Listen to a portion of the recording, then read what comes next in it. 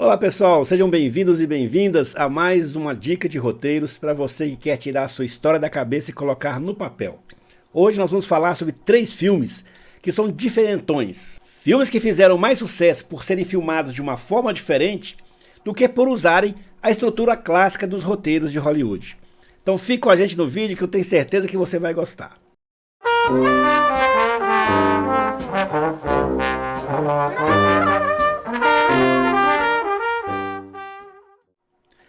Bom pessoal, como eu falei para vocês aqui várias vezes no canal, alguns filmes, quando são produzidos dentro da estrutura da indústria hollywoodiana de cinema, eles fazem mais sucesso por fugir dessa estrutura clássica, principalmente de roteiro e direção também, do que propriamente por ser uma boa história ou ser um filme épico. Eles marcam o tempo, marcam a sua época, mas não pela qualidade tanto da história, mas pela inovação, por uma questão tecnológica, uma inovação de roteiro, um artista que foi lançado, alguma coisa que faz ele ser diferentão, vamos dizer assim, dentro desses mais de 250 filmes que Hollywood produz aí anualmente.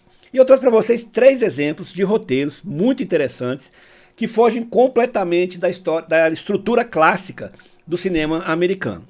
O primeiro deles é Festim Diabólico, um filme de 1948, do meu grande mestre Alfred Hitchcock, que ele é todo filmado em plano sequência. O que é o plano sequência, pessoal? Plano sequência é quando você liga a câmera e grava a cena toda sem nenhum corte de câmera. Não há planos de enquadramento diferente.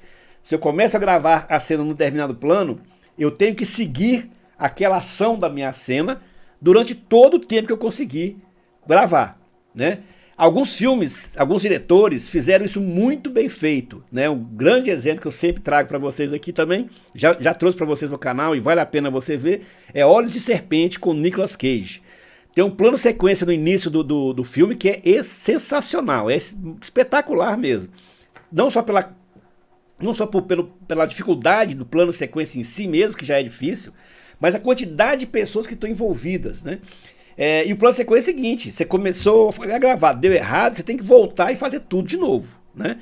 Então ele é feito como se fosse uma peça de teatro.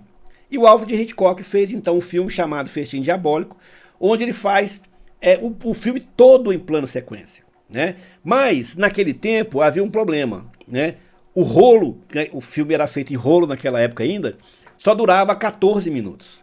Então a cada 14 minutos o filme tinha que ter algum corte, né, alguma cena que ele poderia cortar para poder trocar o rolo da câmera e continuar. Isso, pessoal, em 1948. Né? Quantos filmes a gente ficou sabendo na história, a gente lembra, que foram todos feitos em plano de sequência? Não tem mais. Né?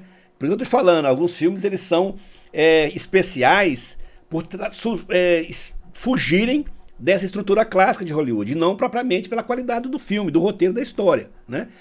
E Festim Diabólico, ele é um bom filme, apesar de ter experimentado, mas é um filme, pessoal, que não dá para você fazer isso, né? Cinema não é teatro.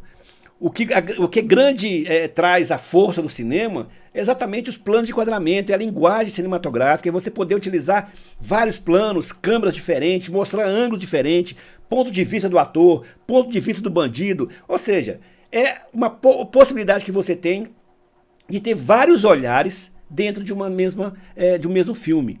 Por isso que não é comum se fazer filmes totalmente em plano sequência.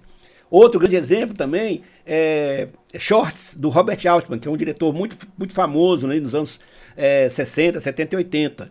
A primeira cena do filme também tem um plano sequência espetacular. Tem uma cena, aí uma cena pequena, não é um filme, né? De um plano sequência do filme Guerra dos Mundos, com o Tom Cruise, quando ele foge da cidade, ele está ali na autoestrada, todo feito em plano sequência, espetacular, porque tudo em movimento, com carro, né?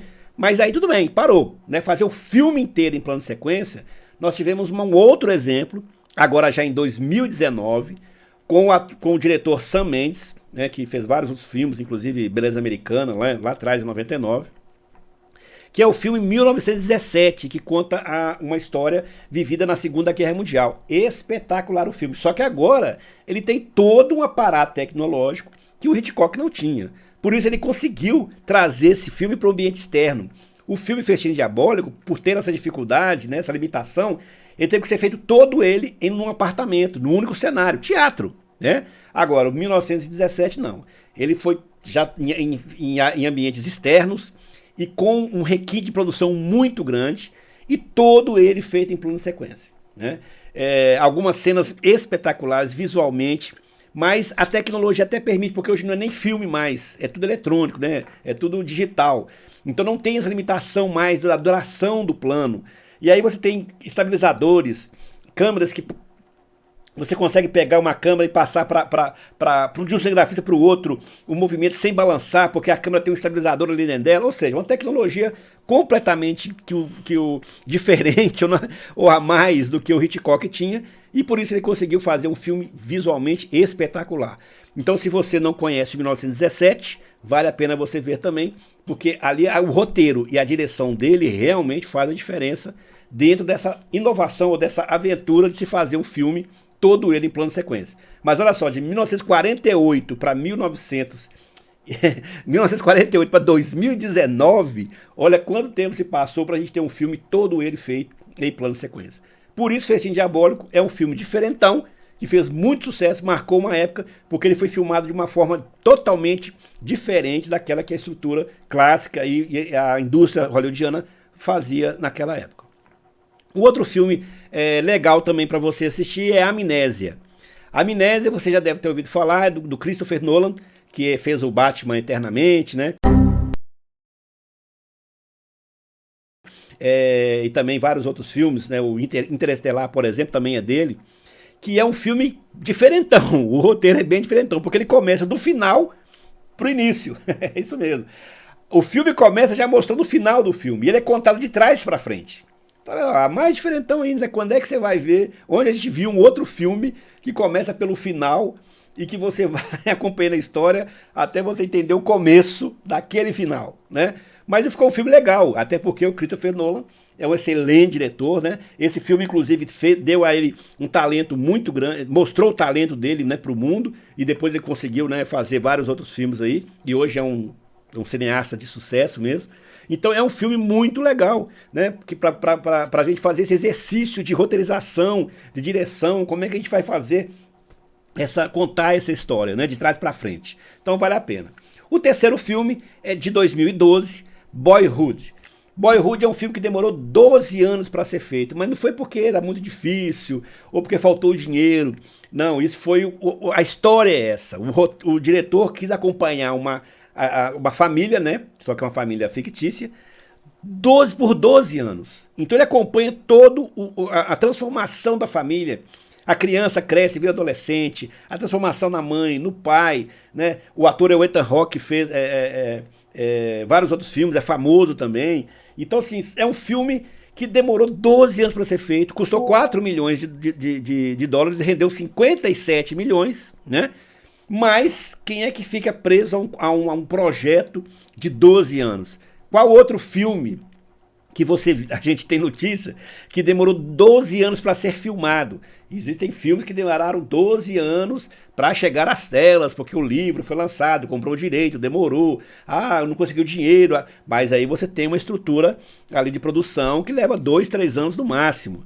Agora, 12 anos acompanhando ali, gravando cenas a cada ano, a cada momento, para acompanhar essa transformação da família, eu nunca vi outra.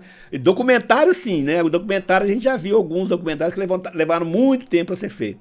Mas um filme de ficção dentro de Hollywood, demorar 12 anos, nunca vi outro exemplo desse.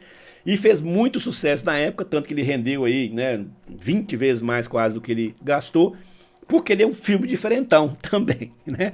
Então esses 3 filmes diferentões, vamos dizer assim, 3 roteiros, que é ali um roteiro inovador, ou um roteiro que faz ali uma experimentação com diretores talentosos, né, com diretores experientes, ou não tão experientes, mas talentosos, que teve um casamento muito bom e rendeu bons filmes e um espetáculo para a gente ver. Então, Festim Diabólico, Amnésia e Boyhood são 3 filmes que eu deixo aqui como dica para vocês entenderem, né, como que às vezes você fugir da estrutura clássica de um padrão de indústria, né, como até no brasileiro, por exemplo, né, ou uma própria americana, como a gente estuda aqui no canal, faz o seu filme ganhar um olhar muito atento da crítica e do público, e ele pode até fazer um grande sucesso, exatamente porque chama atenção por ser diferentão, e não propriamente pela qualidade. Por exemplo, Avatar, em 2010. Avatar em 2010 fez um sucesso muito grande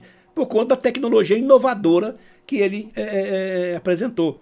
Inclusive uma tecnologia tão avançada que já estão fazendo pesquisas na área médica com a tecnologia desenvolvida para o filme, né? As roupas que os personagens fazem para poder fazer captação de movimento estão ajudando a medicina a detectar doenças de movimentação, de locomoção, precocemente. Olha só que bacana isso. Então, assim, o filme fica marcado mesmo por um determinado motivo, né?